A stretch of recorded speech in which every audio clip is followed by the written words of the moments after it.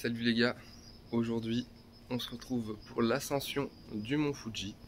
Là c'est les derniers préparatifs ce matin, il est presque 8 h, on en a pour 3 heures de route parce que là la carte s'affiche, on est au nord de Tokyo vers Itabashi et on va se retrouver du coup aller jusqu'à la gare de Shinjuku pour faire un changement, pour prendre un grand train de plus d'1 h 30 jusqu'à la ville de Fuji-Yoshida. Ensuite du coup là on va récupérer une voiture vers 11 h 30. Tout déposer dedans, on va faire un petit tour de la ville, se poser, faire les derniers préparatifs du coup vraiment au dernier moment là-bas, et ensuite rejoindre le logement, poser les dernières affaires et commencer l'ascension vers 15-16 h. Donc là on va monter de nuit, on a un refuge en hauteur, le but c'est de voir le lever du soleil demain matin du coup, donc on va voir si c'est possible, je vous emmène avec moi.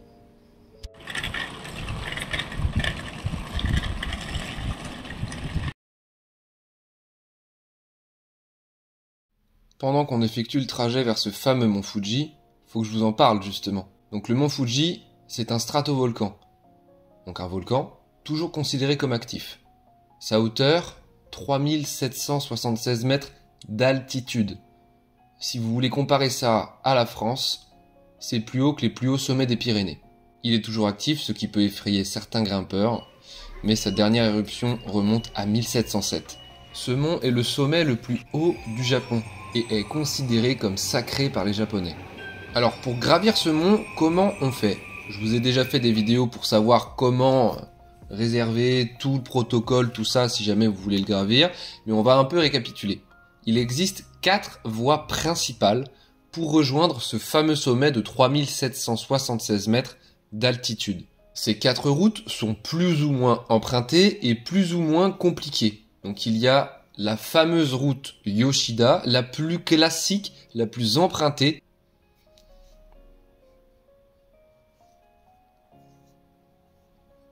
Et c'est le chemin avec le plus d'infrastructures, le plus de stations, le plus de toilettes, mais comme je l'ai dit plus tôt, le plus emprunté. Il y a la route Fujinomiya, celle-ci la plus haute, qui commence à 2380. Là c'est la même chose, beaucoup de stations. La route Tsubashiri, qui commence à 1970 mètres, déjà c'est un petit peu plus bas que les autres. Peu de stations au départ, mais sur la fin, on rejoint la route Yoshida. Donc finalement, pas mal de stations.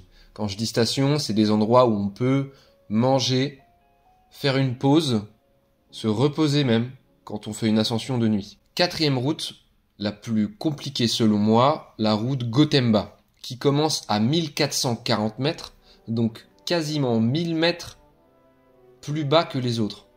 C'est la route la moins fréquentée, la plus sauvage, avec le moins d'infrastructures, le moins de refuges, le moins de lumière. Sur cette carte, vous pouvez voir à peu près où sont situés les refuges. Sur la route Gotemba, sur le départ, il n'y en a vraiment pas beaucoup.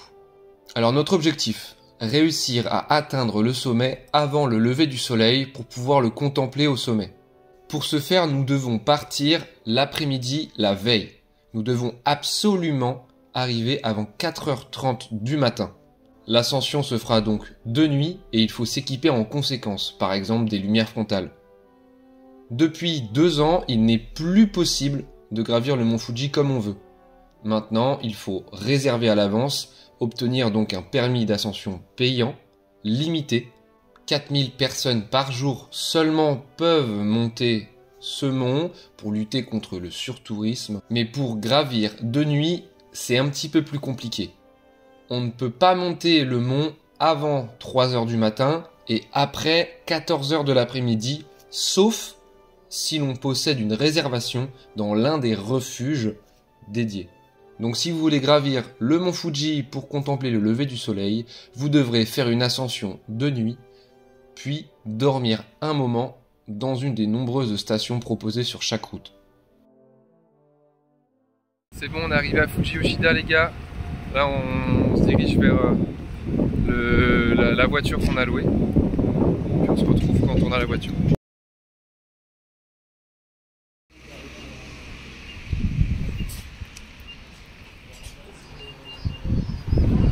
Là en direct on va récupérer la voiture. On a dû payer l'assurance, donc faites gaffe hein, si jamais vous venez, on est obligé de payer l'assurance, c'est un peu bizarre. Enfin, peut-être qu'on s'est fait niquer, mais en tout cas nous on était obligé de la payer.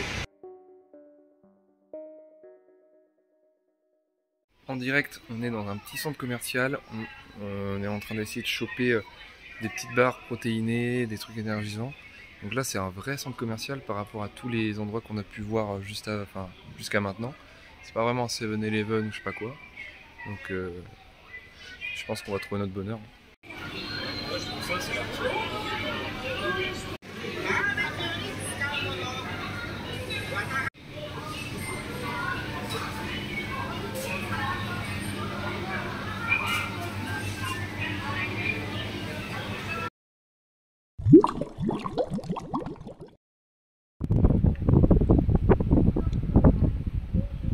Là on le voit, le Fuji, il est juste derrière les nuages. Donc j'espère qu'on pourra avoir la vue dégagée quand on sera en haut, quoi.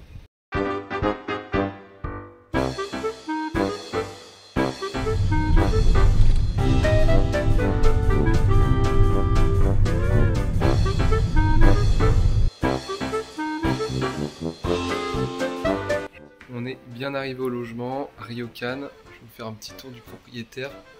Mais c'est vraiment pas mal, hein. Vraiment logement traditionnel. On nous a même filé une bouteille de vin en cadeau.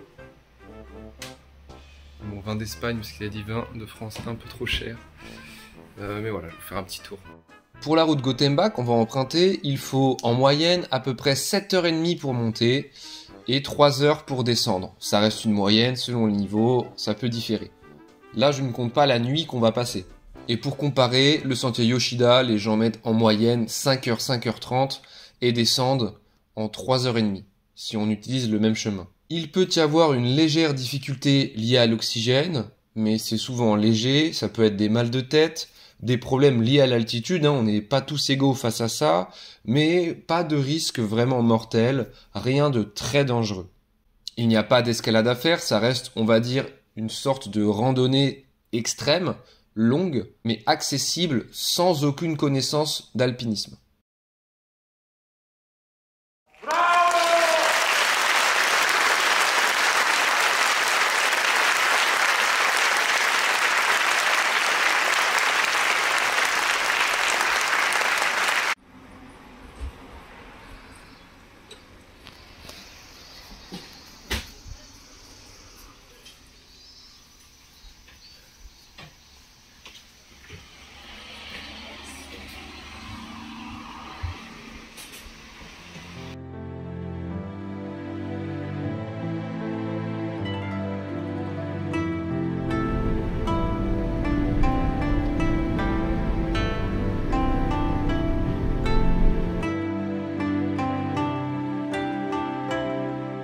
Salut la team, on se retrouve aujourd'hui pour gravir le mont Fuji par la route Gotemba. J'ai ramené un peu d'équipement, on est full chargé, j'espère que ça va le faire. On en a pour plusieurs heures de montée, de marche, on va monter même de nuit. Donc voilà, je vais vous filmer pas mal de paysages, de panoramas, ça va être magnifique. J'espère que ça vous plaira. C'est bon, c'est équipé là, on va partir. Il est 16h35 à peu près. Bon, ça fait une demi-heure qu'on est parti. Ça trace devant. Et on est tout seul. Là, les gens qu'on voit au fond, c'est des gens qui descendent. Nous, là, on est vraiment seul. Hein. Seul au monde à monter. Je rappelle que pour monter après 14h, il faut une réservation dans un refuge de nuit en hauteur. En plus, nous, on a pris la voie la plus longue, Gotemba, celle la moins empruntée. Donc on va vraiment croiser personne, je pense. Quand on est sur des montagnes, il y a beaucoup de vent. C'est normal, on est en altitude et au mont Fuji, il n'y a pas de végétation. On est face au vent. Pour éviter qu'on ne m'entende pas du tout, j'ai soit mis des sous-titres lorsque le vent est trop important, soit supprimé le vent, lorsque vraiment c'est pas agréable à l'oreille. J'ai essayé tout de même de le laisser le plus souvent possible pour ne pas dénaturer l'expérience, mais pour votre confort, j'ai préféré faire quelque chose. Concernant la météo, je vous conseille fortement de regarder à l'avance, on sait jamais. parfois malheureusement, selon le temps, il faut avoir le courage d'arrêter son projet, soit de redescendre, soit de tout simplement annuler, de même pas commencer l'ascension. Des risques d'éboulement par exemple en cas de très forte pluie. On peut se perdre aussi de nuit dans des orages, tout ça, ça peut être vraiment même tout simplement pas du tout une expérience agréable de gravir ce mont sous une pluie torrentielle pendant des heures. Donc parfois vaut mieux arrêter quoi. Le soleil se couche au niveau du mont Fuji, là on le voit, regardez, là, et d'ailleurs le mont est là, là. Donc on va bientôt devoir sortir les lampes frontales, je pense. Il va être 17h, 18h, 18h30, le soleil va se coucher. Donc on va voir à quelle heure on va arriver au refuge. Mais bon, là il fait beaucoup plus frais. Il faisait plus de 36, 37 toute la semaine.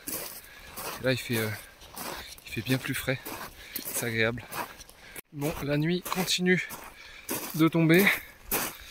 Il n'y a vraiment que nous 6. Là, tous les petits points, les personnes qu'on voit, c'est mes partenaires. Donc on est 6 à monter. Et ouais. Là, on va essayer de tracer au max, du coup, avant que la nuit tombe. Et puis ouais, on va sortir les lumières. Je sais pas ce que les images vont rendre à la nuit tombée. Mais on va tout faire pour quoi.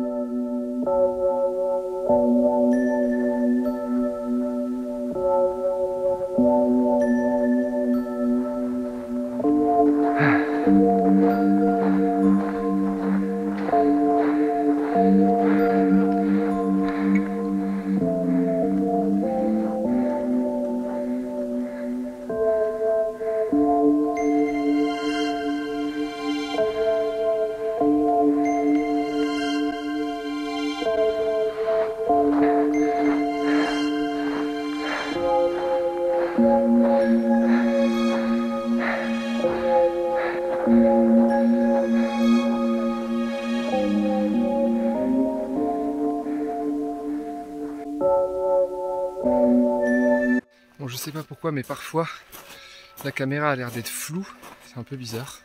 J'espère que ça se voit pas trop à l'écran. Mais en tout cas, voilà la vue qu'on a là. Hop. Les nuages se déposent au-dessus de la ville. Et nous, on est dans un sorte de trou. Et les nuages continuent plus haut. À peu près, voilà.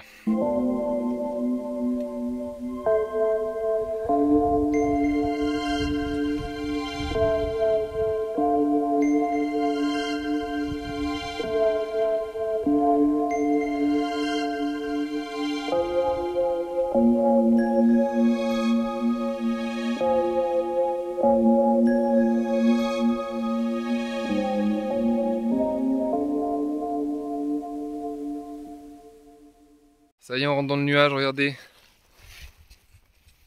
Il arrive tout droit sur nous. Voilà, je sais pas ce qu'elle a la cam là, mais parfois c'est flou, peut-être parce que là, du coup, vous voyez, on rentre dans un nuage. Mais, enfin, on le voit bien là, je crois. Voilà. Mais du coup, le focus est compliqué. Je dois être ma main devant tout le temps. Enfin, vous l'avez vu, il y a des images, je les laisse volontairement pour vous montrer un peu la réalité du truc, quoi. Mais du coup, c'est pas des images de ouf, quoi. C'est assez dommage. Après, peut-être que c'est lié avec la distance aussi, parce que là, on est vraiment loin.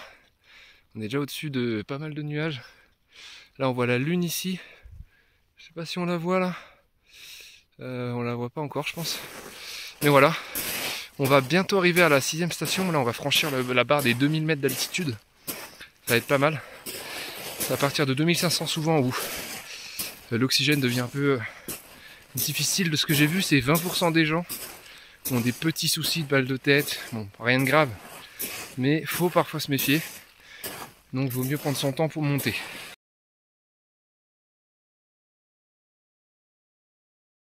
Bon, on a atteint les 2000 mètres, ça y est, vous l'avez vu. Là, vraiment, on va bientôt plus voir grand chose tellement il y a de nuages. C'est incroyable. Ça fait vraiment plaisir de voir ça. Là, vous le voyez. Ma caméra a toujours chelou. En vrai, je mets quand même les images. Je vous les mets quand même. J'ai la GoPro qui peut filmer aussi un petit peu. toute façon, hein, je suis pas un professionnel. Le but, c'est un petit peu de vous partager l'expérience, comme d'habitude, de vous donner envie d'y aller. Pour le moment, rien de très difficile. La pente est quand même assez compliquée. Pour info, il y a une personne qui a 21, 4 qui ont 24 et une qui a 49. Donc la personne qui a 49 a beaucoup plus de mal. Il doit faire des pauses tous les 100 mètres. Mais il y arrive quand même. Hein. Donc c'est largement faisable. Moi, je me suis bien préparé. Les autres se sont plutôt préparés moyennement, on va dire. Et ils vont vraiment bien. Pas de danger, pas de gros danger, pas de falaise, pas de ravin. C'est juste que là, regardez, on s'enfonce dans le sable comme je sais pas quoi. C'est même dur de cadrer. Donc prenez des belles chaussures, hein. Sinon ça va être difficile pour vous.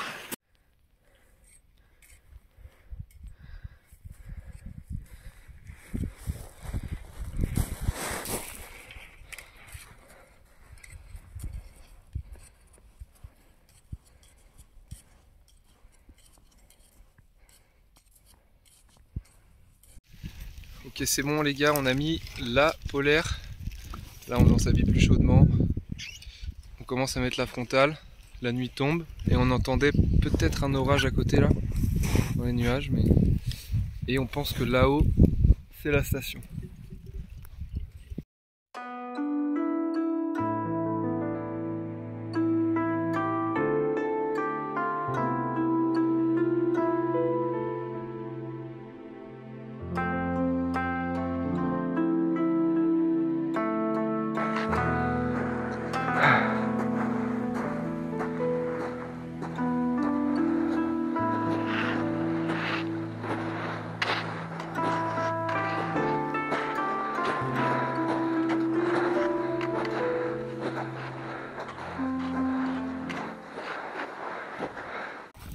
Ah, je suis lumineux la team là. On me voit avec ma lumière, on dirait que je suis douce. Là du coup petit update. Ça s'enfonce beaucoup moins. J'ai lâché les bâtons un peu. C'est beaucoup plus facile. Beaucoup plus plat. Là je sais pas si vous pouvez voir en haut. Il y a une station aussi, on voit un petit peu la lumière. On voit la ville en bas. Attends, je vais enlever ma loupiote. Voilà. Là on doit être vers 2500 mètres à peu près, peut-être plus.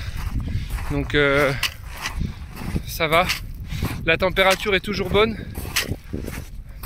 Je sais pas, je dirais ressenti il fait 15 degrés. Après le soleil a disparu, c'est normal. Bref, je vais essayer de vous reprendre à la 6e station.